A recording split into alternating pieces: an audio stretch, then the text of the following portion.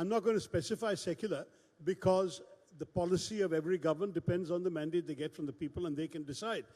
However, the fact is that the Articles 25 to 28 of the Constitution, which give you not only the freedom of religion, the right to worship as you wish, but even the right to propagate your faith, and essentially guarantee the right of every Indian citizen to practice their own faith in the way in which they deem appropriate, that is de facto what we understand by secularism. So whether you have the word secularism or secular or not, the Constitution is secular. That can't be changed. Now coming back to But yet, Dr. Tharoor, today if you're practicing in your own home, as we've just seen recently, you can be arrested, especially if you're Muslim. So what is happening now? Well, no, also Christians have also endured some attacks, particularly in some of the Hindi heartland states. And Orissa. And the problem is some of these states have passed, quote unquote, anti-conversion laws, which ostensibly outlaw conversion by inducement or force, but in practice are being weaponized by vigilante groups who are not actually government bodies. These are sort of private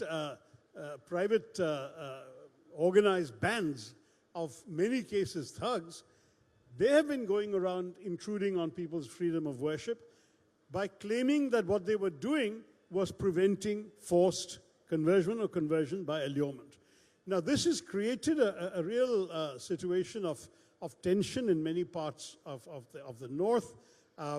You know that there is a particular problem amongst the Christians in the tribal belts and in other areas, and there is also a problem for Muslims in some other areas. All I can say on this one is that the time does not yet seem to have come when a case has arisen that would actually raise a constitutional challenge against these anti-conversion laws. And I don't know how such a challenge would work out in the Supreme Court, but if you look at the provisions of these anti-conversion laws, they have by and large been drafted in a way because already in any situation, forcing anyone to convert is obviously illegal anyway. And the law simply puts into black and white something that was already de facto illegal. Allurement is a little more difficult to prove. And therefore, arguing that somebody was induced or allured to convert would be a little more challenging.